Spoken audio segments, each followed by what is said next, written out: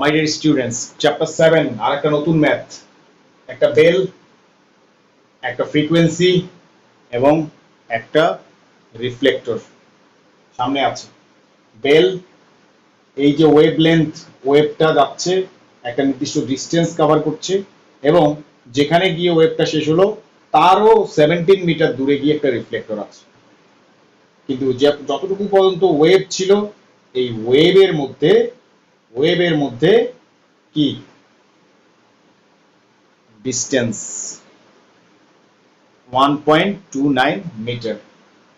আচ্ছা, এখানে দুইটা জায়গায় আমি দুইটা পার্ট দেখেছি। এটা হচ্ছে যে সাউন্ড ওয়েভ টেকস, একটা বইয়ে দেয়া আছে 3.75 second to cover the distance, এই 1.29 মিটার সেকেন্ড দেয়া আছে। আরেকটা বইয়ে দেয়া আছে সাউন্ড ওয়েভ টেকস এত velocity or speed to cover the distance এত। আমরা দুইটা ধরে আলাদাভাবে দুইটা ম্যাথ করব। a man standing at position A, তাহলে একটা ম্যান এখানে পজিশন এ তে দাঁড়িয়ে আছে। the distance between sound source and reflector is 50 metre. ঠিক আছে, সাউন্ড সোর্স বলতে এই যে সাউন্ড সোর্স আর রিফাল ডিস্টেন্সটা দেয়া আছে 50 মিটার। তার মানে এটা আমাদের ক্যালকুলেটিভ পার্টের মধ্যে কাজে লাগবে। সাউন্ড সোর্স এবং রিফ্লেক্টরের মধ্যে টোটাল এই সাউন্ড সোর্স থেকে রিফ্লেক্টর পর্যন্ত হচ্ছে 50 মিটার, যেটা আমরা এখানে লিখেছি। Calculate the frequency of the sound source. Frequency, তাহলে ফ্রিকোয়েন্সি যদি আমরা ক্যালকুলেট করতে চাই, ফ্রিকোয়েন্সি মানে একটা ওয়েভি কানেকশন। এই ওয়েভ কানেকশনের মধ্যে আমাদের এখানে কি কি ফ্রিকোয়েন্সি কাজ করতেছে এখানে আমরা দেখো। এই যে এখানে একটা complete wave ups and down, আর একটা হাফ ওয়েভ, তার মানে হচ্ছে ল্যামডা প্লাস হাফ ল্যামডা। এটার ভ্যালু দেয়া আছে 1.29 or 2 lambda plus lambda equal to হচ্ছে 1.29 ইনটু 2। ক্রস মাল্টিপ্লিকেশন করি নেই এখনো, পরের লাইনে করি। or 3 ল্যামডা ইকুয়াল টু হচ্ছে যে 1.29 ইনটু 2, তাহলে হচ্ছে lambda equal to 1.29 into 2 divided by 3। কত আসে দেখো, এটা ক্যালকুলেট করে আমাকে বলো। ক্যালকুলেটর সামনে নিয়ে বলো ল্যামডার ভ্যালু কত আসলো। 0.86 মিটার। ওকে, এবার আসো 0.86 metre.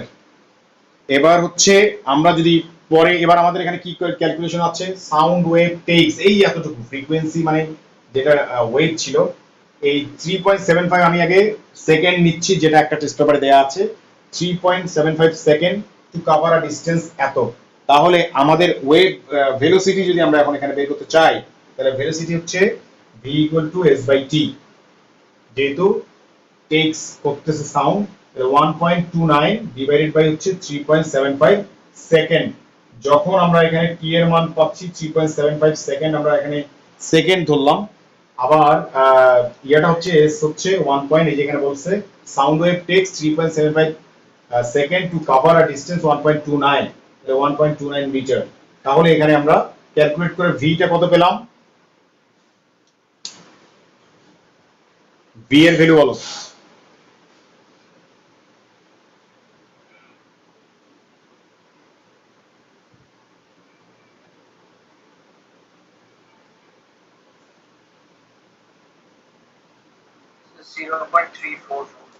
Zero point three four metre per second. 0.34, ঠিক আছে, 0.34 মিটার পার সেকেন্ড। তাহলে আমরা এখানে কি পেলাম, এটা ভেলোসিটি। যদি আমরা এটাকে শুধুমাত্র সেকেন্ড চিন্তা করি, ঠিক আছে, তাহলে এটা হচ্ছে 3 এত সেকেন্ড। আর আমাদের এখন ফাইনালি বের করতে হবে কি, v = f lambda. f lambda, তাহলে f = হচ্ছে v বাই ল্যামডা। তাহলে v পেলাম আমরা 0.34 আর ডিভাইডেড বাই ল্যামডা পেয়েছি আমরা 0.86। তাহলে ফ্রিকোয়েন্সি কত দেখো তো, ফ্রিকোয়েন্সি কত,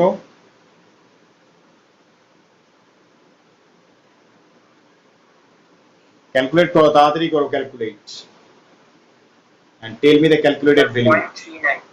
0.39 হার্টজ। ফ্রিকোয়েন্সি হচ্ছে 0.39 হার্টজ। তাহলে আমরা এইভাবে এটা করতে পারি। নাম্বার 1, নাম্বার 1 অপশন, ঠিক আছে। আচ্ছা, আরেকটাতে দেওয়া আছে যেটা আমরা এবার ওইভাবে দেখি, সি নাম্বারটাতে আমরা একটা পার্ট এখানে এভাবে পেলাম।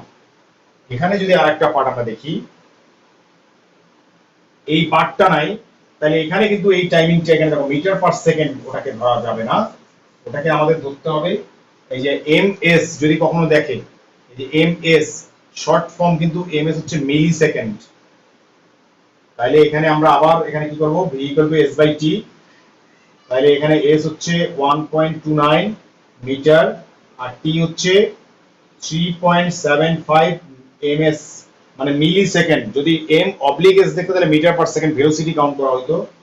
আচ্ছা, তাহলে এটা কত আসে দেখো, 3.75 into 10 inverse 3 second. Millisecond মানে হচ্ছে তাকে সেকেন্ডে কনভার্ট করতে গেলে 1000 দিয়ে ডিভাইড করতে হবে। তাহলে এখানে এখন আমরা কি করব, এই জায়গাটাতে বসালাম 3.75 ইনটু 10 ইনভার্স 3। যদি এখানে বসাই তাহলে কত হার্টজ আসে দেখো, পরের পার্টটাতে আরেকটা ম্যাথ, তোমরা সবগুলোই লিখবা নিচে একইভাবে লিখে। এইটা আগে আমাকে ক্যালকুলেশনটা বলো কত আসতেছে frequency. 4.36 into 10 to the power inverse 3.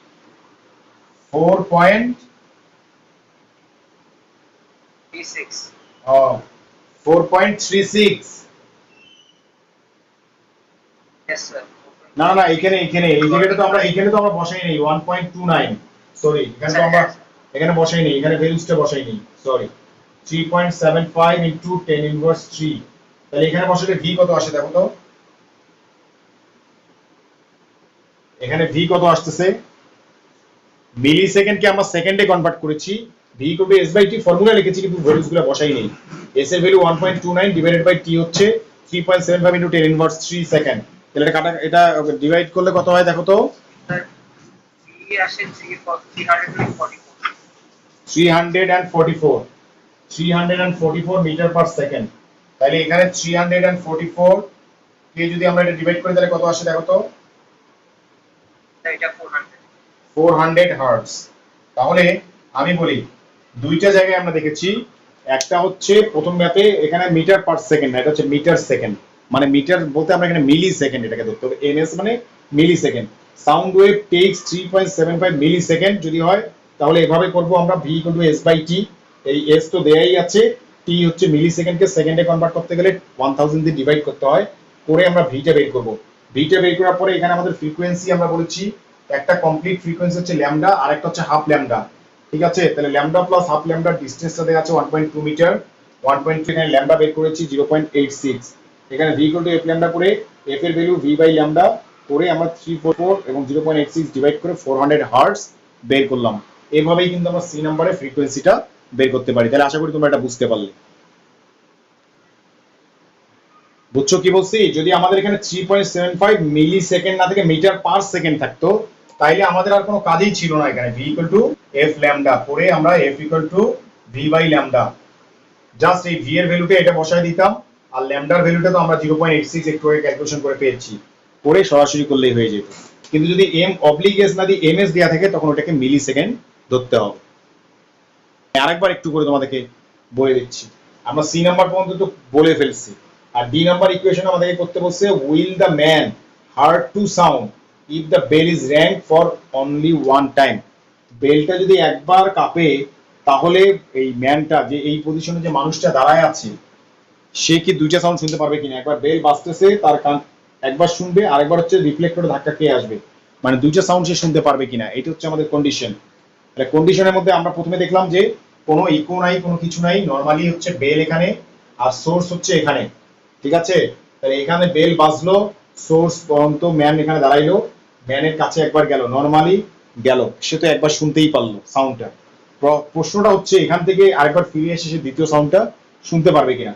তাহলে এই এতটুকুর মধ্যে আমরা আগে তার টাইম কতটুকু লাগলো সেটা আমরা আগে দেখে নেই। নরমালি যদি টাইমটা দেখি তাহলে দেখবো যে এখানে টোটাল ডিসটেন্স ছিল 50, source of sound and reflector, তারপরে এখানে এই source of human beings and reflector হচ্ছে 17।